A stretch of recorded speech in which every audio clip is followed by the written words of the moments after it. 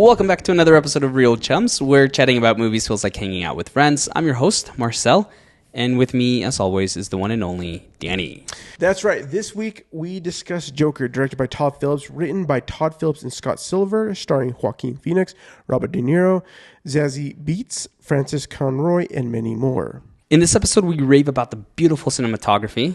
Danny shares his first impressions, and we discuss what this movie is really trying to say in preparation for Joker, Folie, Deux. But before we roll that intro, be sure to subscribe wherever you get your podcast and turn on notifications so you never miss an episode. Join in on that conversation by hopping over to YouTube and smashing that subscribe button, where we do other things like trailer reactions, share some movie news, or first impressions on movies. With that being said, let's roll that intro.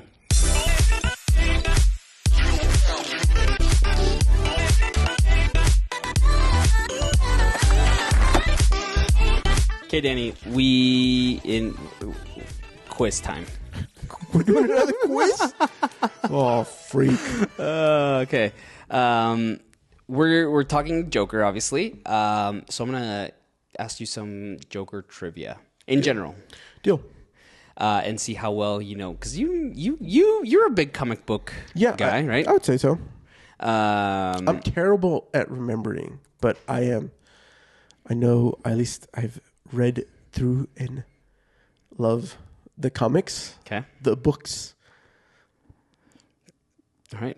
Let's see. Let's put it up to test. Okay. We'll start with a hard one.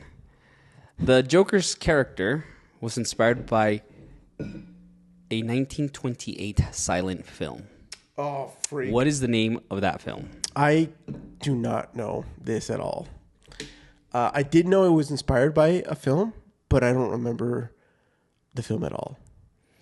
Here's a picture of the guy, if you're watching. The Man Who Laughs. It was the character of Gwynplaine, portrayed by Conrad Veidt. Nice. And he had that big smile. The big smile, yeah. Okay.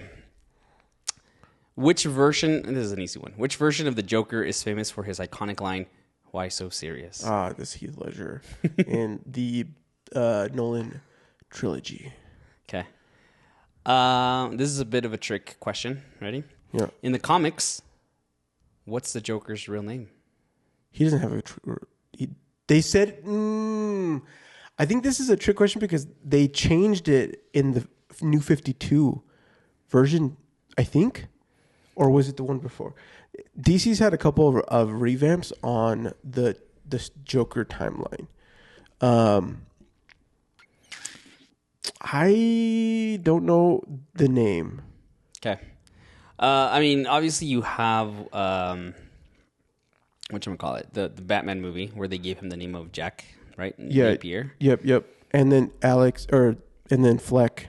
Mm-hmm. Here. But in the... Yes, you're right.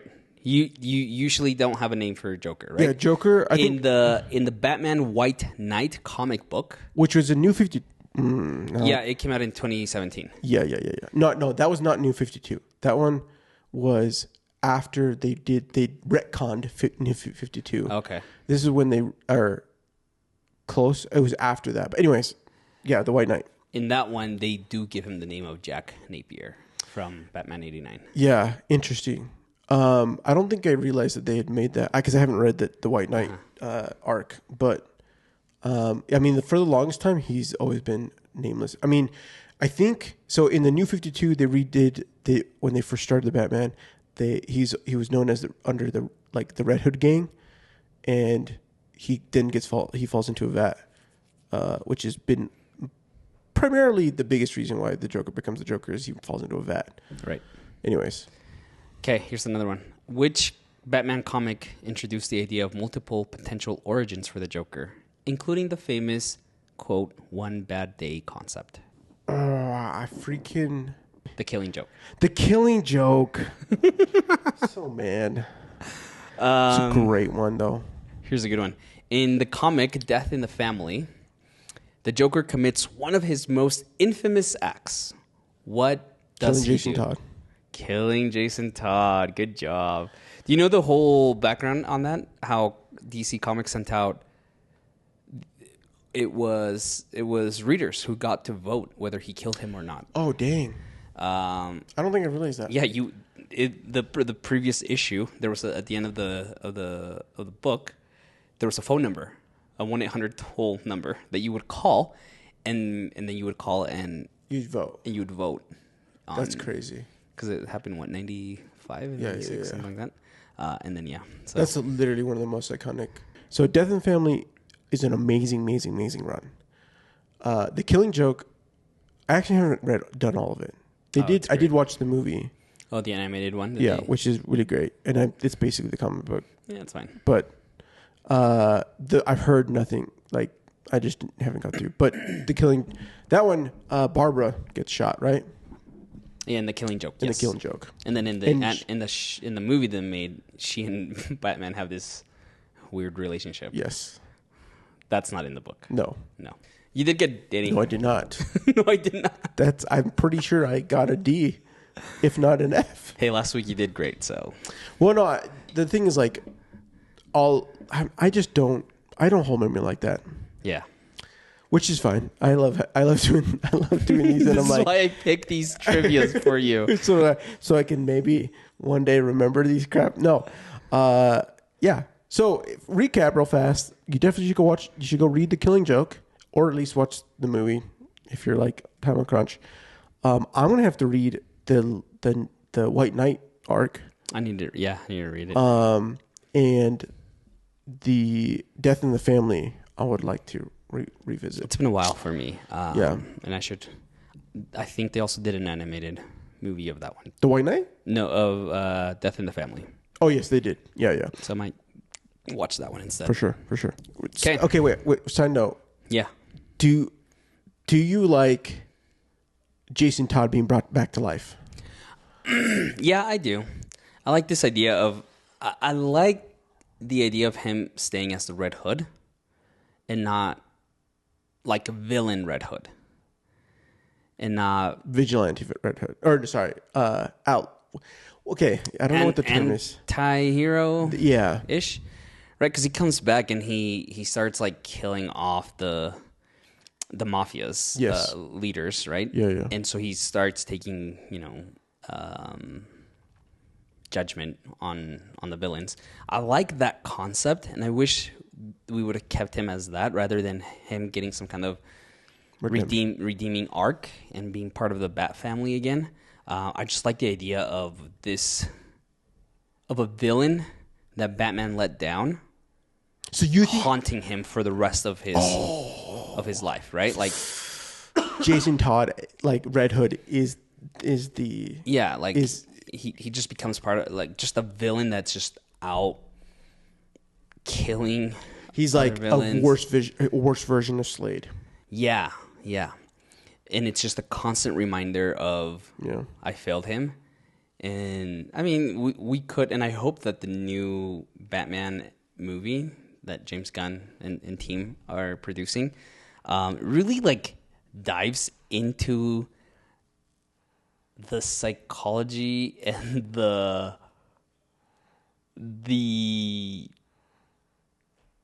weirdness of an adult man taking on a child and turning them into a killing machine.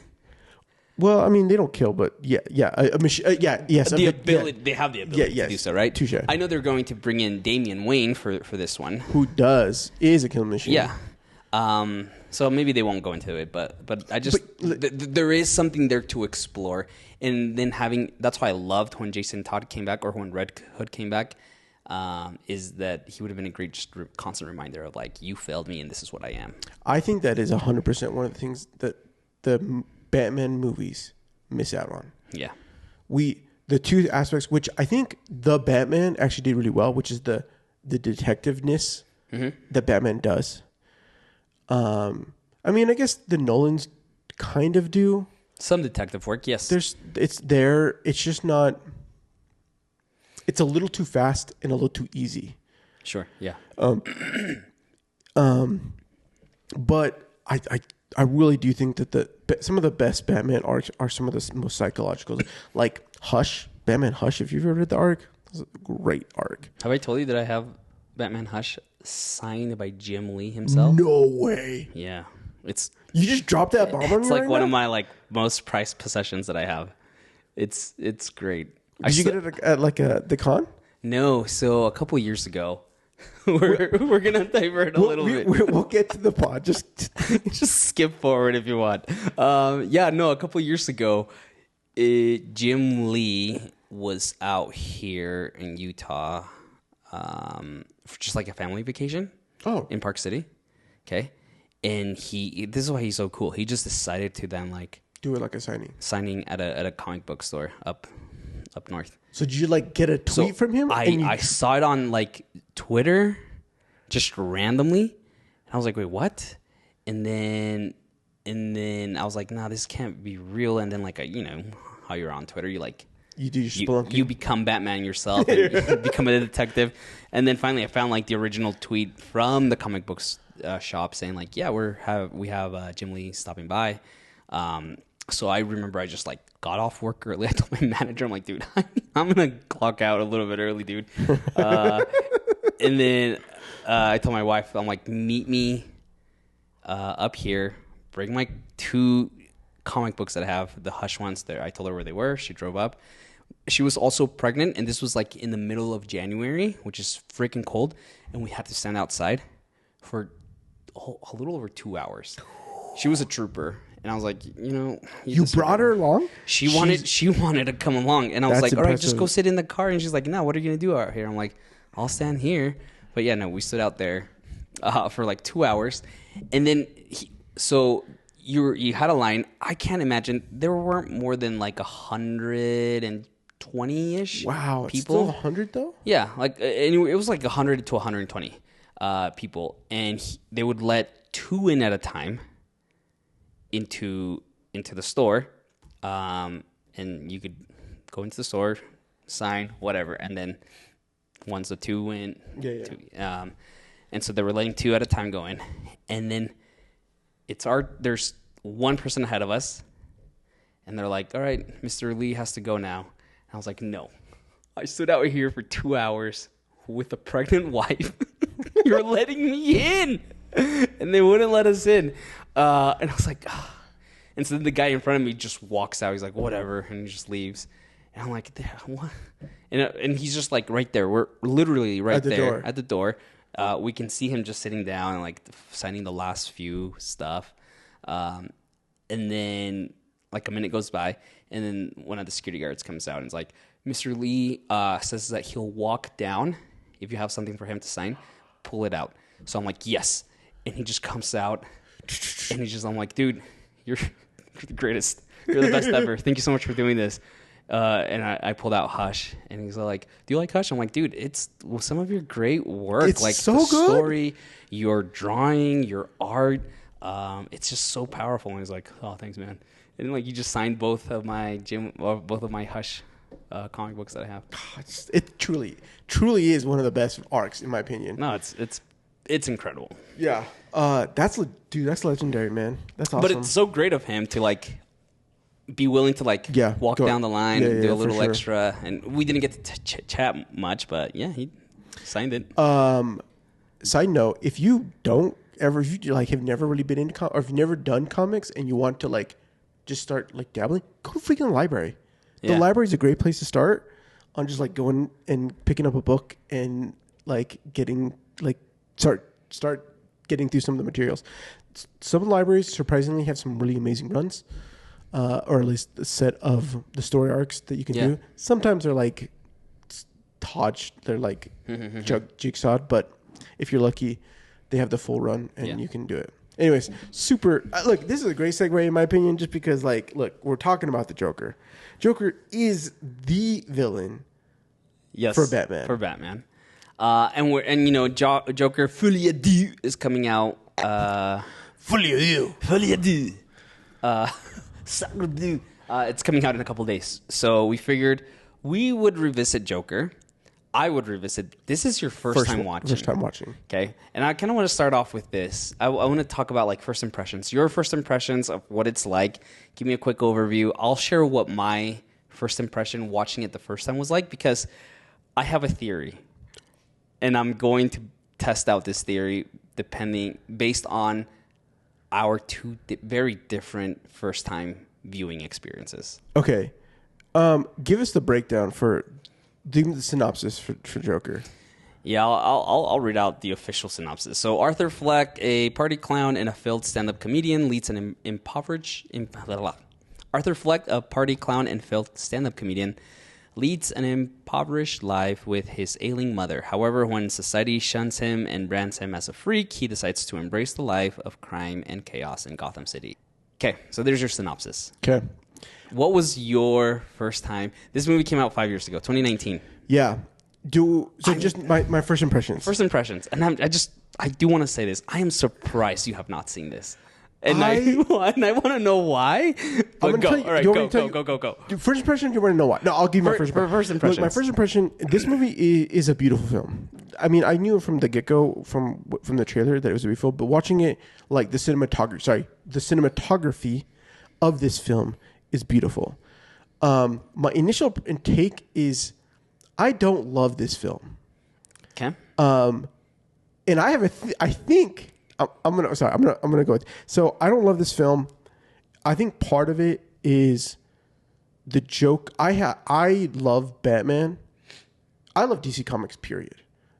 Better than Marvel Comics. I'm gonna say that out right now. So not that anyways. There's just something about them. I think I fell in love with comics because of DC. So there's that.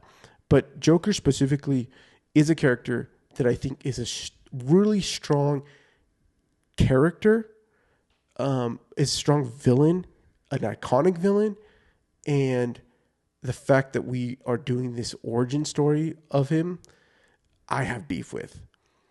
I think that they did a decent job. I think they did a good job at depicting this, how he becomes who he is. I think they did a good job at kind of like shaping how he ends up starting something and how he, as a Joker, gets his posse.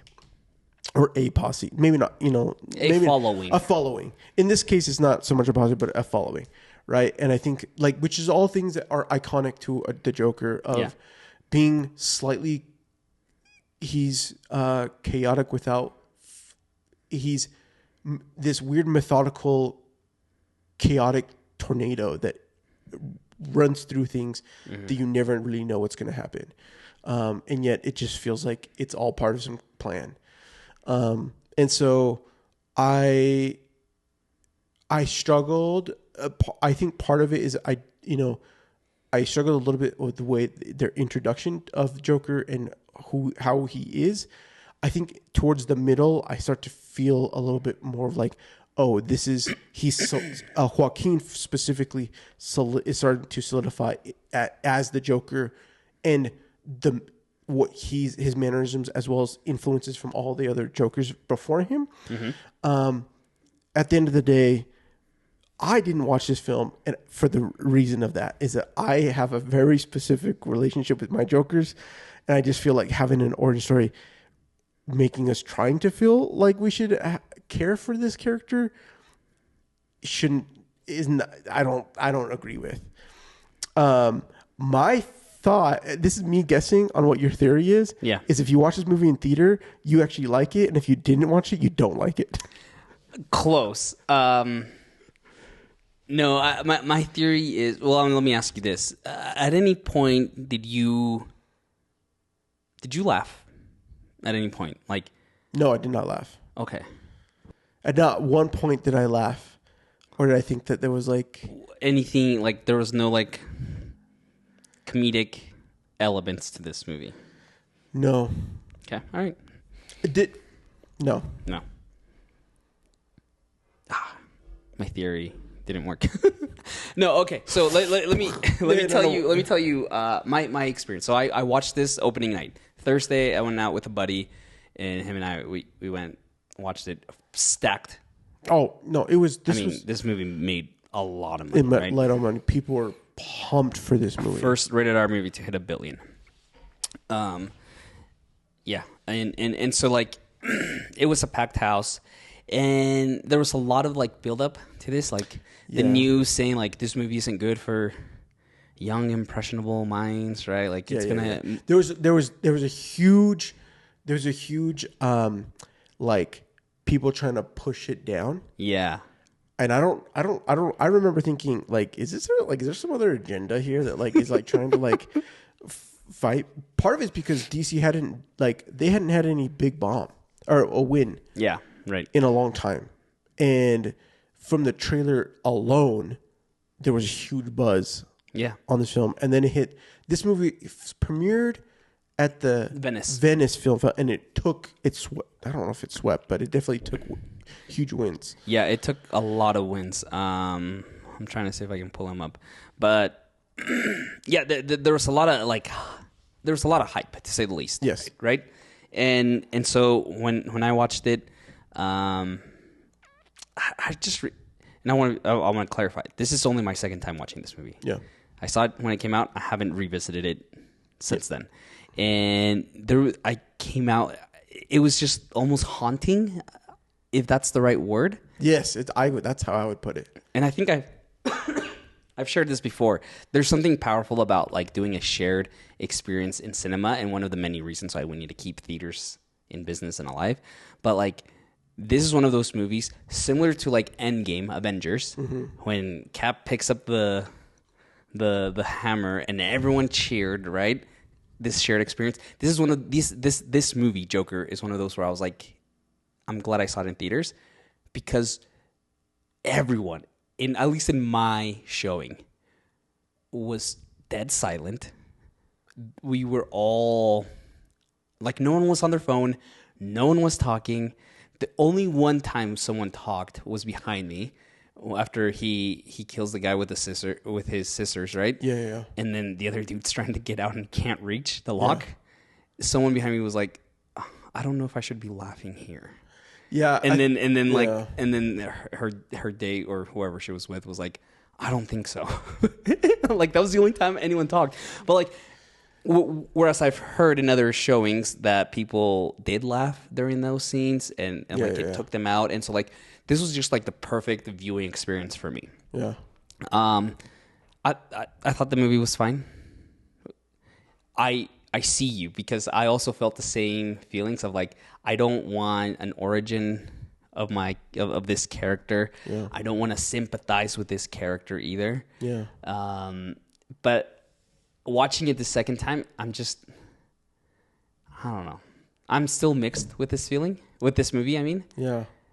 And I kind of want to talk some of these things out with you and see how I end up at the end of this podcast. So I'm so ready for this. I did want to read something. I was trying to look up other reviews. Okay. And there's a whole bunch of like there's a lot of people who gives that review, but there's something from the New York Times review by A.O. Scott, who wrote, "To be worth arguing about, a movie must first of all be interesting. It must have, if not a coherent point of view, at least a worked out, thought-provoking set of themes, some kind of imaginative contract with the world as we know it. Joker, an empty, foggy exercise in secondhand style and second-rate philosophizing, has none of that.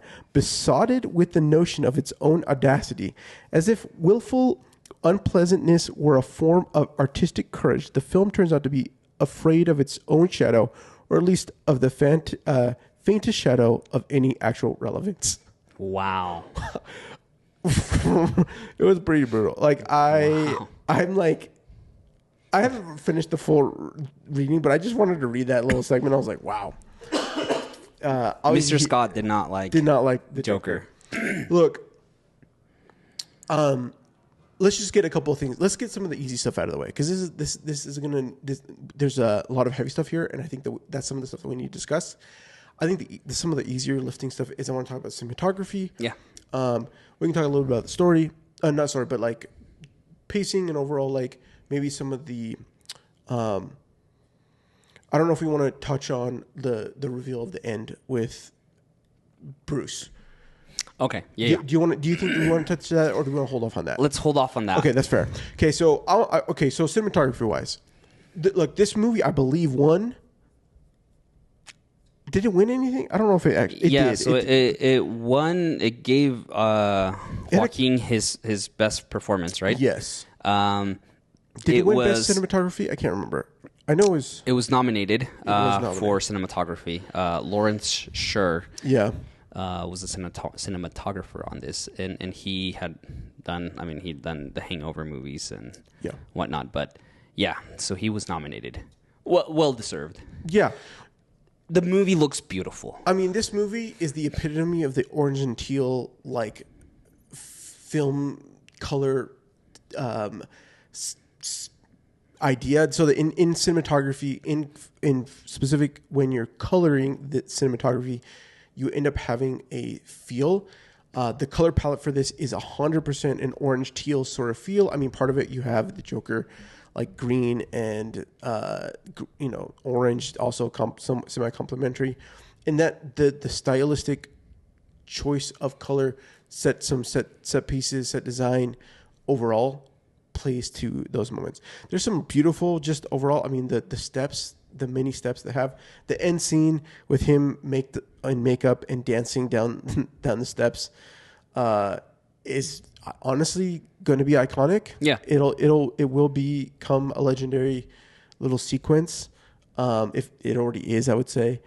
I think that some of there's some amazing match cuts in this film. Some of the best in my opinion in like emotional driving, like having a match cut happen that helps us feel, that moves us along, but also leaves an emotion in that.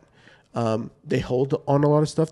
When they do move, it's something, it's with purpose. Yes. Which I appreciate. The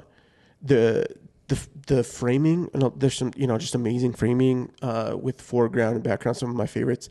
I really love some of the hospital scenes. Mm-hmm. The hospital scenes are some of like, there's some hospitals, in my opinion, are actually pretty amazing to shoot. Okay.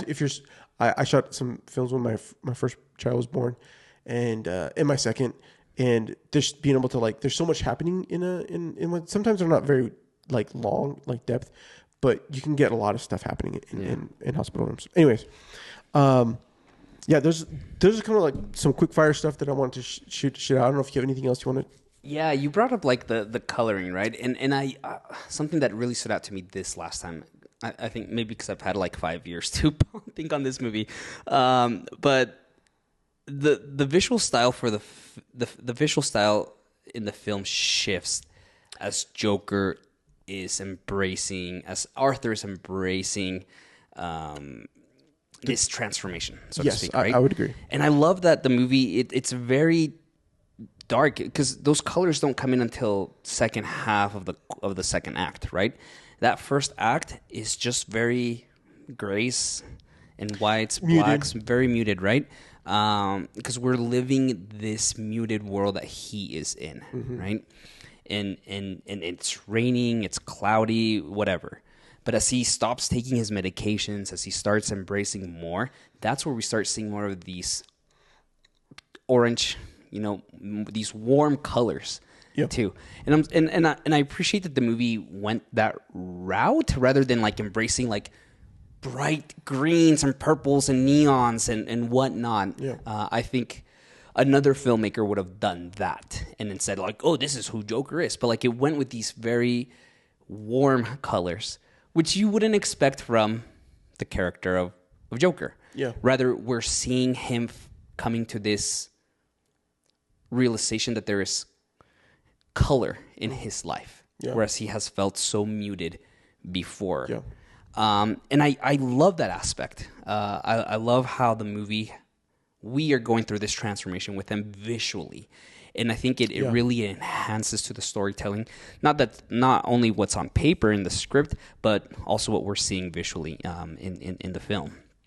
I really love like a lot of the symbolisms that we see here of the first act. Again, he's going up the stairs, whereas as soon as he stops taking his medications, he goes back to pick up his stuff from work because he was let go, and he's now going metaphorically spiraling down into his chaos, into his mental illness. And I was tracking it this last time. Never again, because the whole first act we see him just going up those iconic stairs, right? Even he's going up the elevator with Sassy Beats' character, Sophie. I can't remember. Never again do we see him going up. Even when he goes to Arkham and he's running away, the camera is always looking down at him. Yeah. As he's, to metaphorically symbolizes him spiraling out of control. In the rest of the movie, he's always going downstairs. We do get shots of him looking up as he's going downstairs, but he never physically is going up any stairs. Yeah, he's from that moment forward. And the only time they reposition, honestly, one of his bigger times is when after he kills the first three, and then he's in the bathroom scene, the iconic scene of Joaquin dancing, which I believe might have earned him when he does like the dancing in the bathroom. I forgot how much dancing there's in this movie. There's quite a bit of dancing.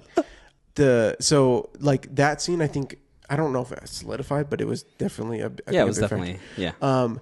The other side is that is when he's a little bit more of a hero-ish shot when at the end when he's on top of the police car. Yeah.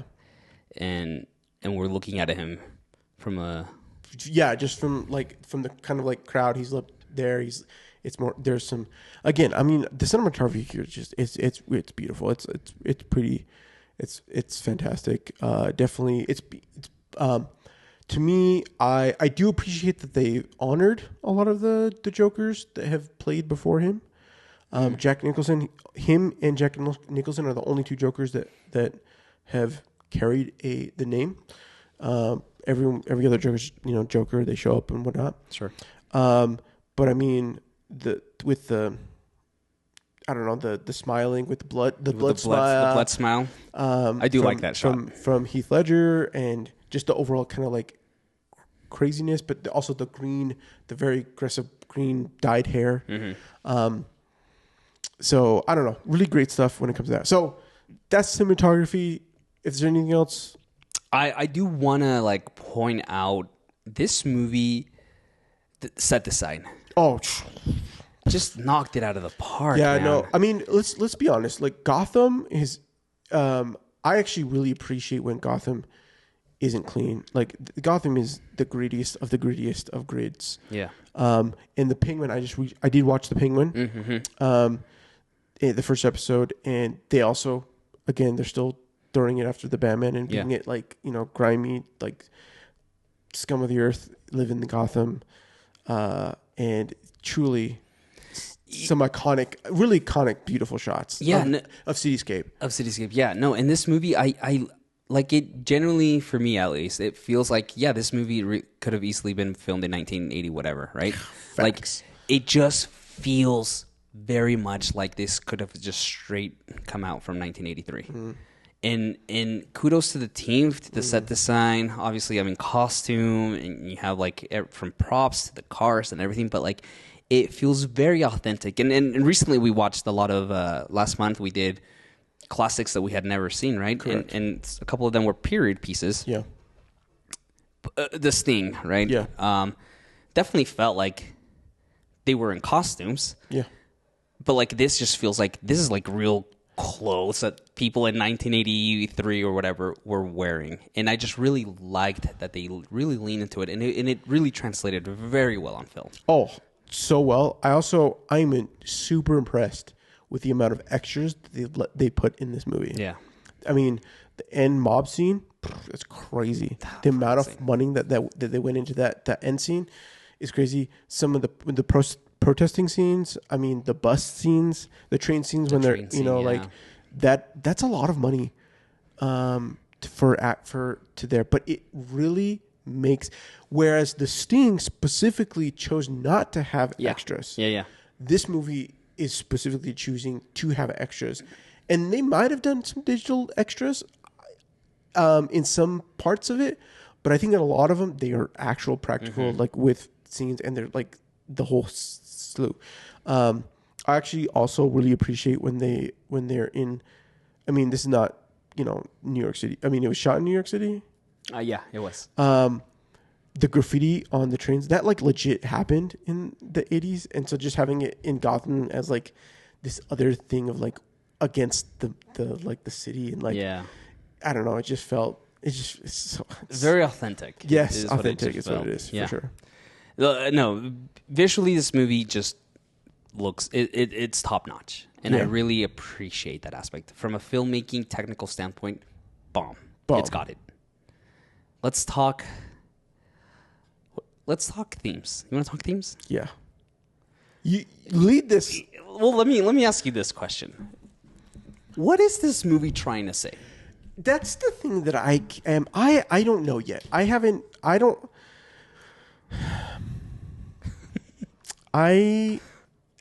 Because in our show notes, I have several themes. But I'm just curious what you just barely watched it. What is this movie trying to tell us? Or what is it trying to say? So I think people would say that this movie is about mental health. Yeah. People would say that this is... I felt like often, sorry to cut you off, but like often people were constantly saying, or when this movie came out, oh, this movie is putting a mirror up to society, right? Like how we treat the mentally ill and how we just throw them out. But yes, go on. I don't think that that's what it is. This movie's about. Okay. I do this. I mean, if that was the case, like Joker, Arthur Fleck would have a true diagnose, like a true kind of idea. He's, I was looking, I read like a kind of like a person who was trying to like fully say like, does he actually fit a specific kind of, and he's just a mixed bag, right? He does have narcissistic tendencies. He's got some psychopathic. He's got psychopathic tendencies. He, has a mental, due to this storyline, he was tied to a radiator and beaten by the boyfriend of his mom. Yeah. Which left him with that brain tumor that leaves him laughing in situations that he shouldn't be laughing. That's a pretty bold move for the laughter. How did you like that? I didn't like it. Oh, okay. All right. I think I liked it for Arthur Fleck's character. I just don't like it for Joker in general. Joker in general. Okay. The laugh is iconic, and it's this to me. It's that he enjoys his perspective that this is just a fun and games, right? Whereas in this, it's traumatic. It's an element that he's not okay with the situation, and in fact, he doesn't laugh very often when he's in this persona of the Joker, or he's like shifting as he like. At the end scene when he's with Robert De Niro's character, Murray, he's not like he chuckles one time, right? I believe, and it might have been portioned with the joke that he made with the female or I don't know. Yeah, he does the knock knock joke. Oh yeah. Well, yeah. So I think. When I first came out of this movie, I was like, what is this movie saying that? And what I got out of it the first time was like, is this movie telling us that an idiot can inspire people to like riot and become a symbol? Like, yeah. Like, because he says repeatedly, like, he doesn't care about like the politics. He doesn't care about this movement that he has inadvertently caused, right? Correct. Like, and so I was like, what are we trying to tell? Like, what is this saying about society? Like, that we just cling on to any idiot that makes us feel like we're being seen, heard? I don't know. Yeah. But I think this final time, to me, I think this movie's talking about recognition. Ooh. Like, what is it? What is it about this? What happened in this film, this watch, that you feel like this is a movie about recognition? You have Arthur that's constantly wanting to be recognized, right? He longs for recognition as a comedian from an audience. He longs to be recognized as a comedian from Murray, right? In these scenarios that he plays out in his head. He longs to be accepted, to be seen. And there's that really just like a hard and powerful scene when he's with his social worker, and he says, I come here every week, and you don't hear me, you don't listen to me. That to me was the turning point. I would say if I was gonna look back at this film, that scene, that moment, is the one that like sold it for me for Joaquin Phoenix. Yeah, like. Because it hits so hard. It hits hard, and so like he wants to be seen. He wants to be recognized. Let's go back to the social worker. What does she say at the end? You don't matter to them. I don't matter to them. Yeah. Right. So this lack of recognition. Penny, the mom, constantly is writing to Thomas to be seen and recognized, and also for him to recognize Arthur as his son. Yeah. I think, and maybe this might be a bit of a stretch, but like I wrote down, if the less fortunate are not recognized, then they will resort to the loudest and most violent actions, if necessary. Yeah. The three bankers go up to the woman in the train, and they even say something as, why aren't you seeing us? Like, why aren't you paying attention to me? Right. Yeah. And then it starts off the whole thing. Arthur does not become recognized until he shoots those three guys down. Yeah. Right. So I feel like there's this theme of recognition, of having to be seen, to be heard, to be recognized for whatever it is that you might be doing or not doing, that Arthur and company are lacking, mainly Arthur. Right. Yeah. And I think we see, we see these different characters, from the social worker to his mom, all wanting to be recognized. And I just love, this is the only time I laughed in the movie, when he's at the hospital and he's going back inside the hospital and he runs at the door. Actually, I did laugh at that. The door does not recognize him, right? It's an exit, right? So I just think like the movie, I feel like, is very much trying to tell us that this is about recognition. Yes, there's very important things about mental health here. Yeah. But I think the overall arching story that I'm getting this time around is recognition. And what are the extremes that people are willing to go to be seen, to be validated, to be recognized? Yeah, it's I you know what? I think that you're right. I think that this movie is about recognition. I mean, a perfect example is that his whole perception, he wants to be recognized by his neighbor, played by Sophia Sassy Beats is her name. Yeah. She's great. She's great. Yeah. As even though she's fictional in his head. Yeah. But that he wants that, and then we find that he had it all in his head. Truly, just sorrowing. Yeah. On top of that, him, I think a wonderful example is that like the fact that he doesn't care is he goes to a protest, but sneaks past to get into where Thomas Wayne is at, to seek recognition that he's his son. Yeah. Yeah. Right. And all of that. Then you also get the fact that like he gets recognized by what's freaking Robert De Niro's character again? Murray. Freaking. By Murray on TV, but as a joke. Mm-hmm. Right? So his dream of being on TV on the show gets recognized, and then he gets called in to be recognized. Gets on. He asks. He says, "You called me a joker." Robert Murray says, "Did I?"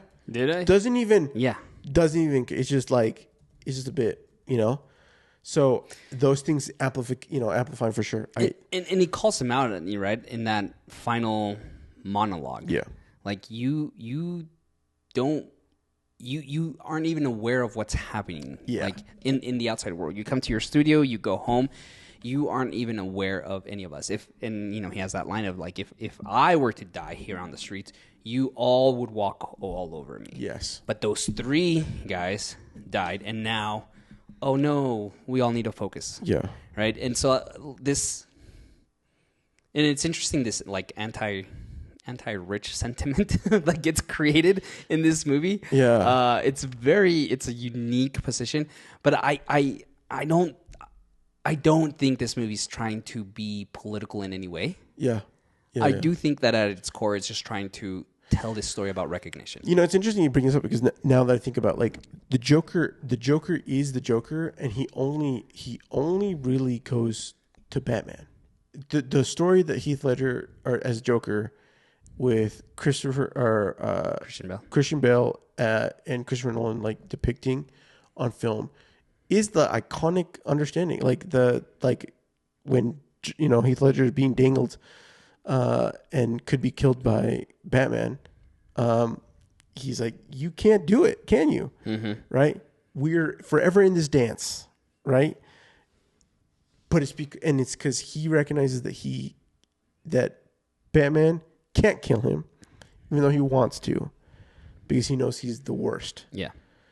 And Batman and Joker knows that he won't kill him, but that he like recognizes that he is the worst.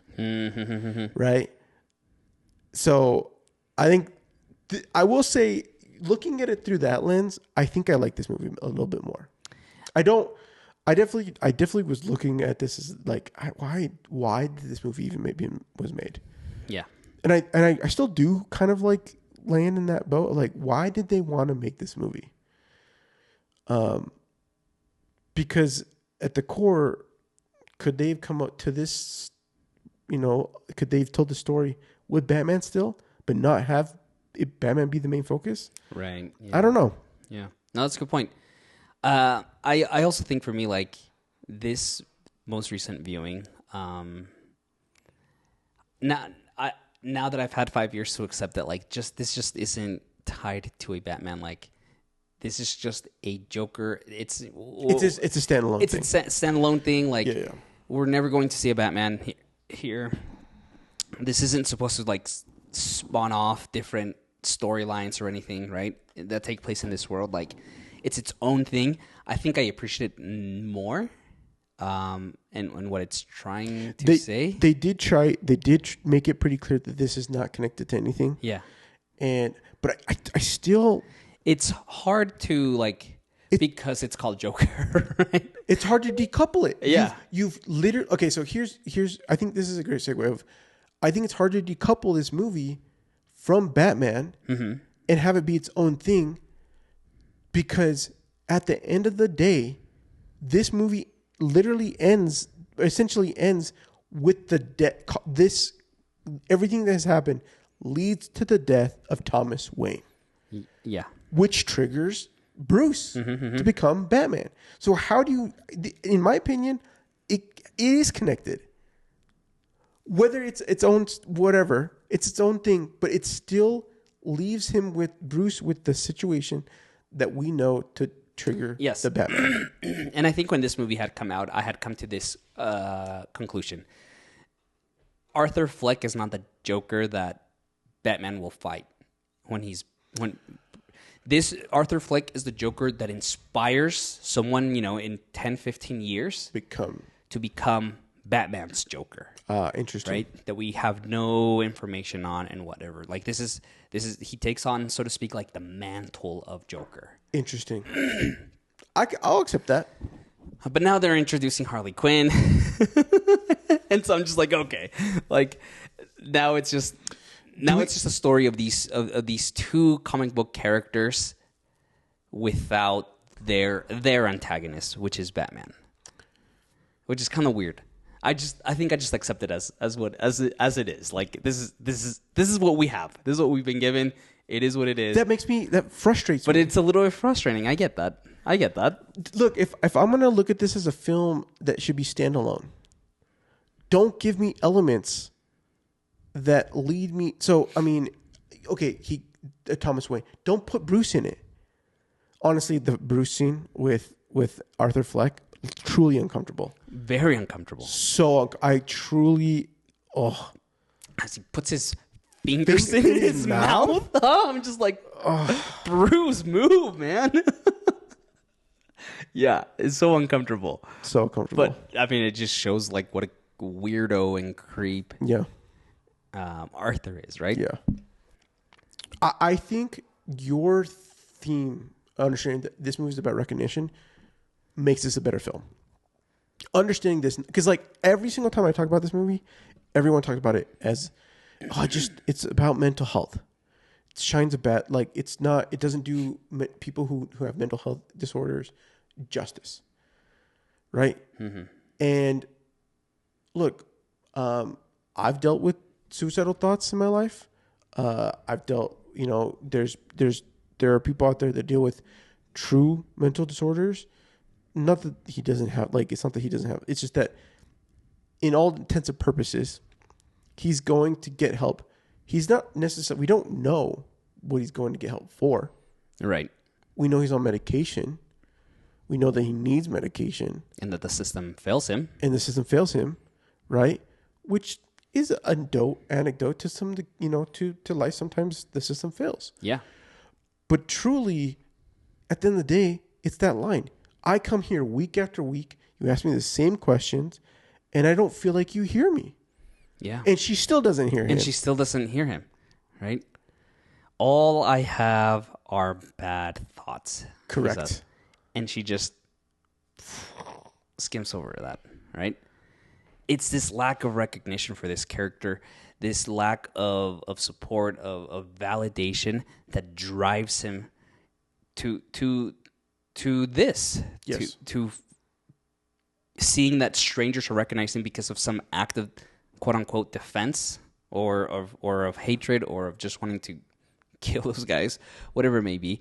Now he's getting recognized, right? Now he's being seen. And so I don't want to sympathize with the character that is Joker, but you see why this individual is led to do it. He doesn't believe in the cause. But he loves the recognition. Yeah, see, that's the thing that I think that was the thing I was going to lead to is like, look, he doesn't believe in the cause. And in fact, he could easily have made, hey, I'm the one who did it. There was so many in the train scene, he gets chased by the detectives, could have easily, brought, hey, these guys are chasing me because I killed the 30 people. Help me out, right? No, he just causes some other chaos. Yeah. Right? Again, a very Joker characteristic. So it's fine. The other thing is like when he does go to the first protest, when he goes to see Thomas, he also does, he was there. He was at a protest with people there. He kind of joins in, but he just kind of like is with like feeling the moment and he's going off to the thing, right?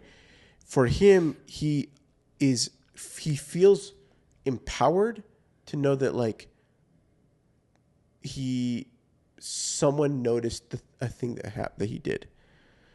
Yet he doesn't take them even when he gets they hit the police car and they pull him out and he's like, I don't necessarily think that he's not like, yeah, we stuck it to them, right? Like no. He's not here for the cause at all. He is there because like people are like they see him, right? And to these people he's a symbol, but to him he's just being seen. Yeah. And that's what gives him that fulfillment, that he went week after week to his social worker, that he goes on stage, no one recognizes him, that the one time he was on TV, they made fun of him, but here he is just being revered. Yeah. Revered is a good word. For just being himself. Yeah. Right? And that, I think, is where we all can connect, right? Like, no, I'm not like a crazy psychopath, right? But like I am, like I have my own like unique quirks and whatnot. And it's just nice to be like validated in whatever situation, at work, at home, with my buddies, whatever that may be, right? In the podcast, like and subscribe. Please, I need that validation. So my wife doesn't hate me when I'm out late. But yeah, so like we can all relate to that, and I think that's if I can make the conscious decision of this is not a Joker movie, this is just a character study on an individual who wants recognition. The movie changes for me, and I appreciate it more. I agree. I think they messed up with the fact that they're coming out Folie, Deux. Because then it brings in Harley Quinn. Yeah. Look, they had Bruce in the first one. I bet you they're going to have Bruce in the second one. Think so? Why would they not? Because it's its own standalone film? Because it's, yeah. We'll talk about that. I do want to talk a little bit about Joaquin Phoenix as Arthur Fleck. Yeah, absolutely. Incredible performance. Truly. And I think like well-deserved Academy Award on his part for him. Just everything about how he approached his character. And I'm not just talking about like, yeah, obviously he lost like 50-something pounds for it. Truly disturbing. Very disturbing. Also, do I have that same bone that sticks out of his shoulder? No, dude, I don't know, dude. There's some scenes in there that I'm like, how did people not just say like, dude, have you got a doctor yet? Yeah, I was just like, there are times where I'm like, oh man, it's just so disturbing. And not just that, but like even his like way of walking, he walks like a clown. Like when he runs like a clown. He runs like a clown, right? And I kept thinking of last year we talked about the movie Signs, right? And his character's bragging about how quick he is and that they're gonna run around the barn and catch the people that are harassing them. And we see him run very well and capable. And right here he just runs like a goof, like he just with his legs spread, and I'm just like, what are you high-kneeing it, bro? But like it's those little things that make me, along with like as we talked the set design and production and everything, that just make me immerse into this setting. And like he really sells this act of just being this awkward, weird individual in society, even through his walking and like running. I just love his performance. This is a really funny thing. I just think his laugh nailed. As a Joker laugh, come on. You like it, yeah. Oh yeah. It's freaking legendary. It is creepy. That's why I'm mad that like they connected to this trauma thing that it's I get why.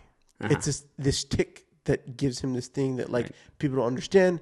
They don't recognize why he's doing it. And it's frustrating, like it's to build a sense of empathy so that we can then feel like, wow, he really is going, like he's spiraling. If someone could only just help him. But his laugh, I feel like, I don't know if he's this type of person that he would randomly just do that laugh. Oh, Joaquin Phoenix? Like with his like loved ones or whatever, just like bust out the laugh randomly, and people are like, stop it. I was reading how it took, he struggled really creating that laugh. Oh, I bet you, dude. It took him weeks and weeks of just figuring out like what would it be like, what would it sound like. He would toss ideas to Todd Phillips, the director, and just be like, how does that feel? Yeah. And even like I guess throughout the filming, like they were still tweaking it at times, but it's a great laugh. I'll give him that. Go ahead. No. I was just gonna say he plays an incredible role. I really like his performance. I'm hesitant to see how he comes back into this role for Folie, Deux. Sacre bleu. But I mean, if he did it once, he could do it again. Yeah. I don't know that he'll get another. Maybe I'm talking too soon because I haven't seen the movie yet. It hasn't been released, but I don't know that he'll get another nomination. I got it. Lady Gaga might. Let's talk. Wait. Okay. Can I ask one question before we get into Folie, Deux? Yeah. Because that's where you wanted to go, right? Is Arthur redeemable? Do you like?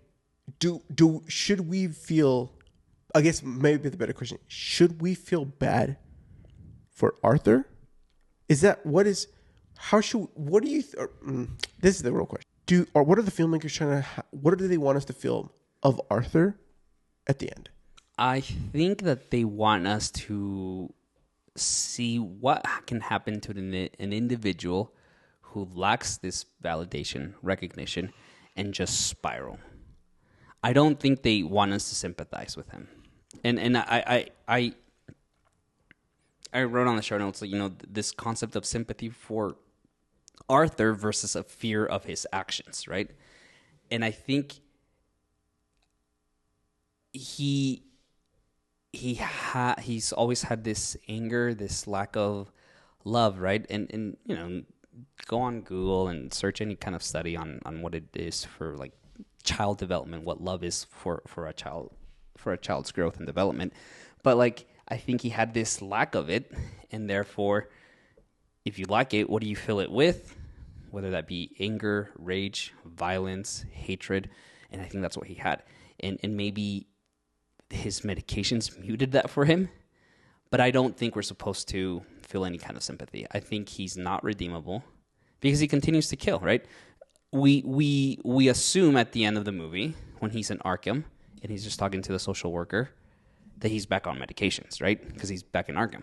Yeah. Yeah, he still kills. Yeah, because he killed her, right? He kills her, right? He walks away. The shoes are all bloodied and whatnot. His feet are bloody. His feet are bloody, right? So like, no, he's not redeemable. And that's how Joker should be. Yeah. Which I appreciate. Like, that's there. Here's my question. Was it all in his head? No. Some parts of it is in his head. Okay. Do you think he was... Okay, all right. So I think Sophia's character... Mm-hmm. Obviously is in his head.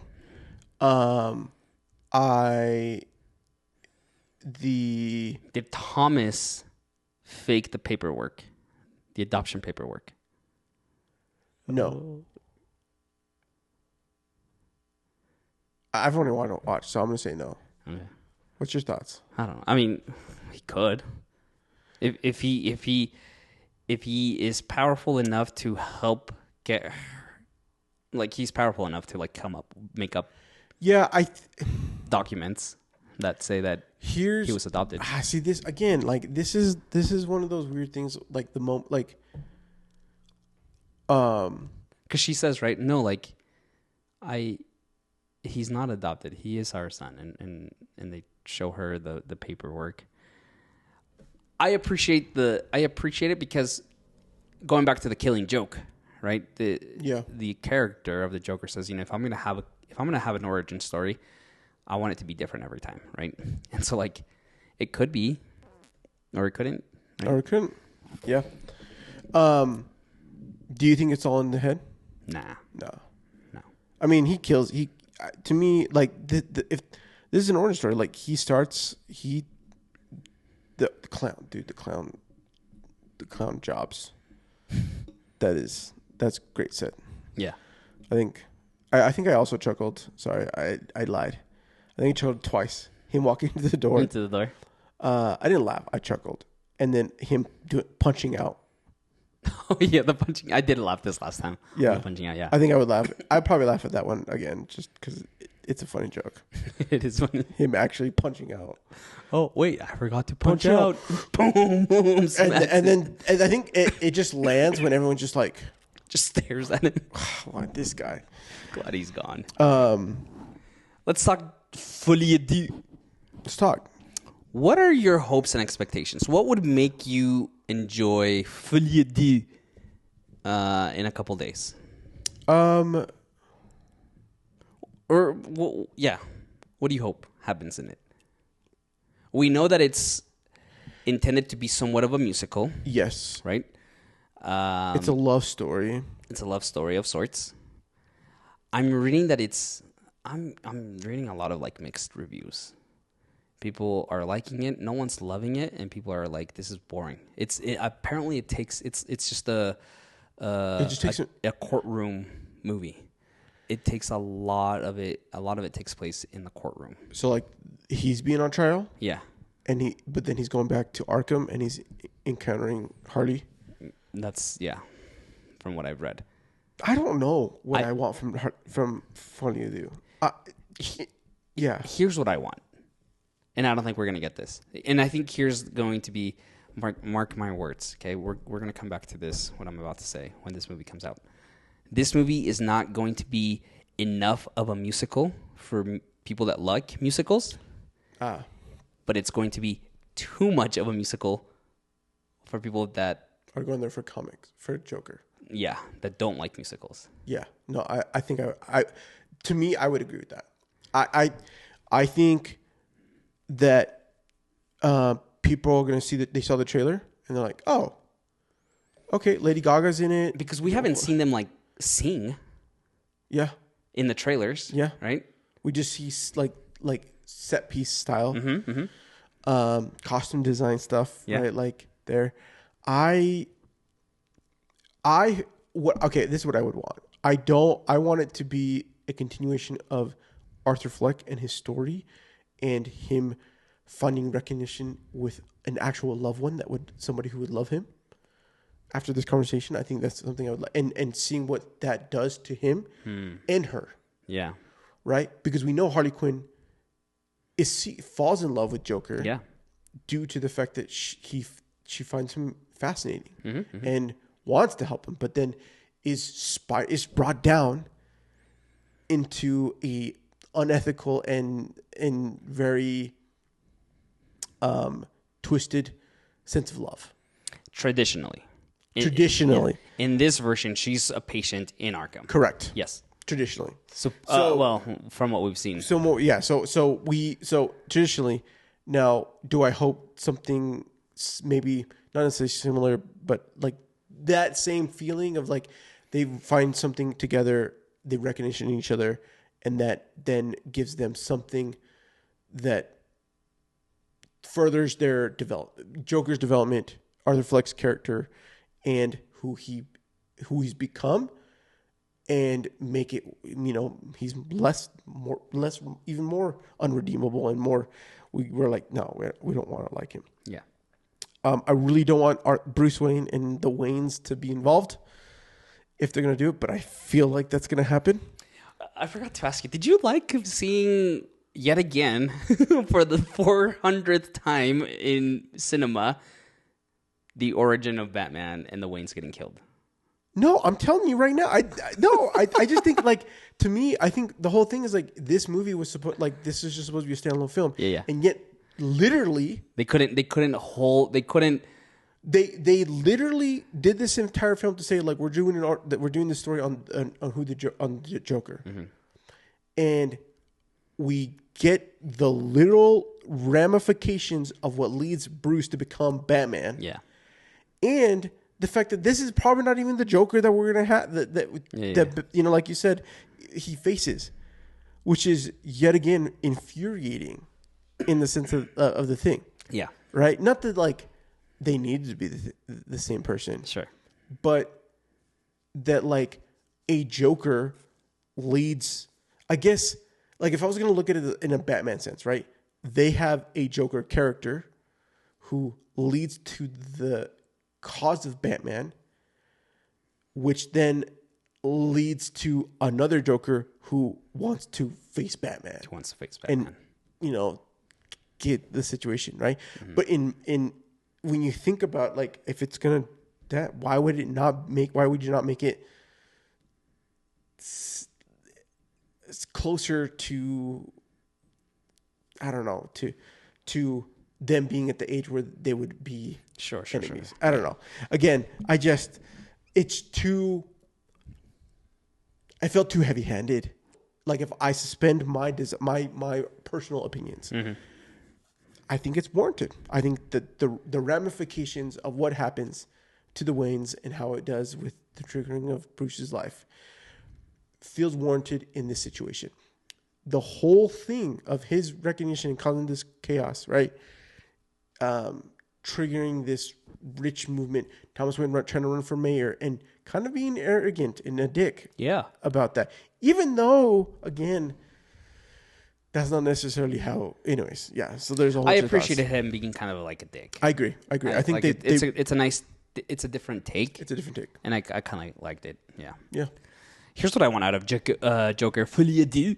I really just want them to lean into the musical aspects, especially after just recently watching this Joker. Yeah. And how much dancing there is. Facts. Obviously, for him, dancing is some form of a expression or a coming into his own skin, so to speak. Like it's this therapeutic act for him. Yeah. That now that he's fully embraced this Joker persona, that he just really like goes into it. Yeah. Right? And he starts having this shared psychosis with Harley. And it's just a full-on musical. I really wish they would do that. I don't think they're going to. Yeah. But I really wish they would have just gone all in on like a musical aspect. I really hope so. I mean, like, truly. I mean, you got freaking. What's her actual name? Lady Gaga? Yeah. It's not Lady Gaga. There's another name. Of course she wasn't born as Lady Gaga. Danny. I know, freaking Marcel. But she doesn't go by another. Even like when in all of her acting, she says it's Lady Gaga, right? right? Anyways, but yes, yeah. No, so I have to find it. Lady Gaga specifically is truly a gem. Yeah, in music.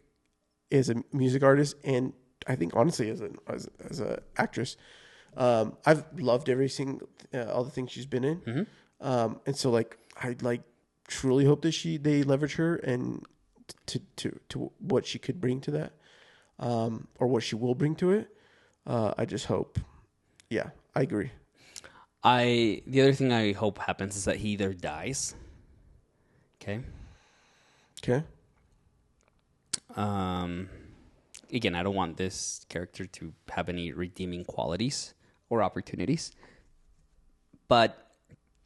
or he escapes, and which I thought was gonna happen. I remember the first time I watched this Joker, right? They pull him out of the cop car, and he has all these people, and I'm like, oh, they're gonna take him into some underground lair or whatever, and like he'll have his underground posse, right? And his followers, Joker freaking chair, right?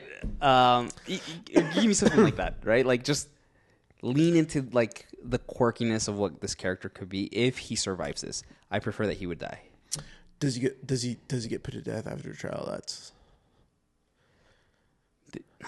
They'll probably have a character named Edward Nygma come in and like, I don't know, shoot him as he's leaving trial or something. I don't know.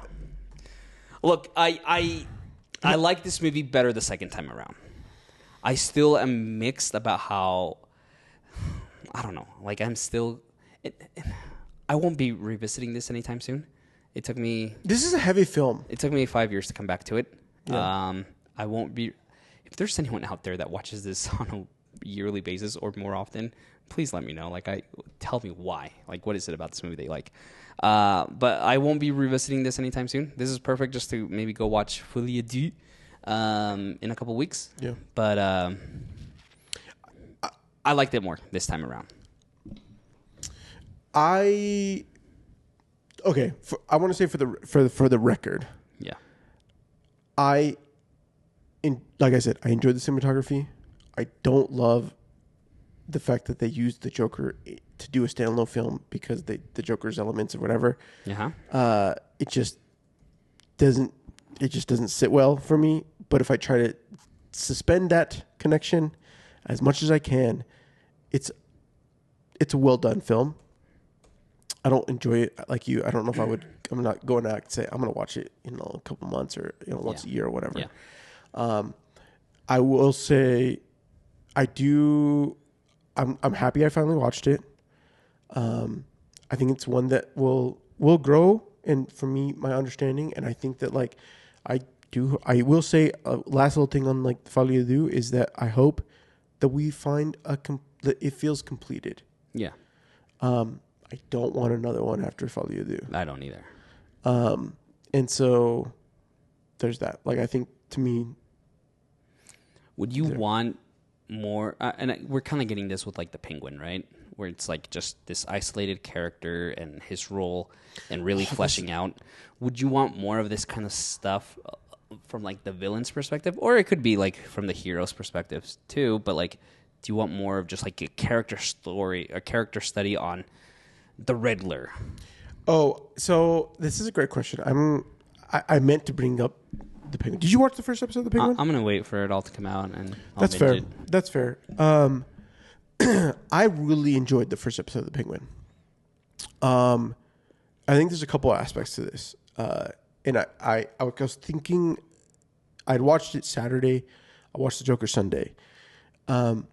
Penguin doesn't feel. We're not. I think that one aspect is that Joker is the villain. Mm-hmm. Penguin is just the side villain, and yet he's also one of the most intriguing villains, in the sense of like how he plays, he plays in the crime family in Gotham's and the villains of Batman. But I really appreciate that it feels like a mob movie, a show. It's just set in Gotham. Yeah. And then we're getting we get this insight of like the workings of Gotham and the crime that's happening there. And then we get more additional depth to to this character who is slightly like there. Colin Farrell does an amazing job playing him. It is truly phenomenal. The female who comes back as one of the Falcones, right? Dude, she is fierce. That's what I hear. She's already like she will win. She's gonna win some kind of award. She's gonna win an Emmy. 100%. She's gonna win an Emmy. And she is bombshell, truly bombshell. I'm like super pumped for it to like come through. And I think the biggest thing for me is that like. I do like that we're getting. It's not necessarily an origin story where it's just like a story. It's a story, right? It's like a run, right, in comic, just like this one, arc of what happens. And I think to me, I'm excited to see where it goes because it helps to develop the world that is, for the Batman and like what's going to happen in the Penguin that sets up the stage for Gotham's underbelly that will have, the Batman play as he comes into like really try to squash what, the big, whatever the big ramification that comes from this stuff. Right. Yeah. Which in contrary, where like, this is about the story of the character that we are supposed to know. Yeah. And it's like he's not really doing anything. So I don't know. But both they're good in their own right for what they're trying to do. Sure. Look, I'm excited. I kind of am excited to see Folie. Are you gonna go see it in theaters? I'm gonna try to. I'm gonna try to just because like I really did enjoy the theater experience that I had with Joker. And I think I would maybe like to. If you go, You'll tag along. I'll tag along. Yeah, this is one of those movies. Like, I either watch it by myself or I have to go with like my wife won't see this. Yeah, she still hasn't seen this. Yeah. So yeah, if you go, you'll hit me up if you want. Because I won't go see this. I'm not gonna go see them. I will go see a ton of movies by myself. Yeah, I have. Yeah, me too. Yeah, that's so nice. Actually, going by yourself sometimes. Did I tell you that I went and watched? What was the last movie that I watched? Did you go see Transformers? I've not seen it yet. I might go this week. Because it's there. But the last movie I saw was Deadpool and Wolverine. I literally saw the movie by myself on like a Tuesday, middle of the day. How many people were in there? No one, really. Okay. Just me. That's funny. It was honestly pretty great. Yeah. No, it's fun going by yourself sometimes.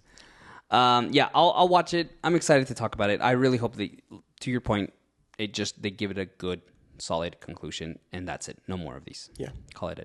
If they do that, I think I would watch them a little bit more. This might be the longest episode we've ever done, and I think it was warranted. This there's a lot that we had to talk about. This is not necessarily. I don't think this is our first. Is this our first? Like, this is my first. Like, for sure. Like, I didn't love this movie. This might be your first for sure. You didn't For love sure. it. Yeah. Yeah. Did I help a little bit? Well, I mean, you watched. This is your second watch, so Yeah. I think you having that perspective there. I will say, having the perspective of that of it being a recognition truly does shift the entire film. Yeah. In my opinion, if you watch the film and you're at right now and you're listening to us, you should go rewatch it with the perspective of like, this is about recognition. I do think that most people will like it better. I think I liked it a lot more when I really focused on that this last viewing. Yeah. So, in any case, we hope you enjoyed today's episode as much as we enjoyed making it. And we would love it if you could subscribe wherever you get your podcasts or on YouTube, where we do all sorts of other stuff. It really does help us get discovered because, honestly, Marcel needs the recognition. I do need the recognition. More importantly, and this is me asking for recognition, what do you think of the Joker? Let me know. What did we miss? What do you like about it? What don't you like about it? You can always connect with us at Real Chumps on all of our socials, or feel free to email us at your@realchums.com. You can connect with me on Twitter at Marstrosity, MARCTROSITY. And me at Rubio_TV. Actually, Rubio.tv. You're probably, I don't know if you're on X, but if you're somewhere else, it's Rubio.tv. Join us next week as we kick off our month long of our least favorite month because it's Halloween and we do not like scary movies, but we're doing it with the movie. We're watching The Village. Oh yeah, M. Night Shyamalan's The Village. If you haven't checked out, last year we did a whole month of spooky horror / thrillers is what we're calling it because we're not big horror fans. And so go back, rewatch those because we picked some really good ones last year. We did, and we're excited to visit these ones. We're sticking with M. Night Shyamalan with The Village this next week, and then we have a couple coming in through the rest of the month. So we're pumped. So it should be a good month to get us all in the mood for Halloween. We'll see you guys next time. Later.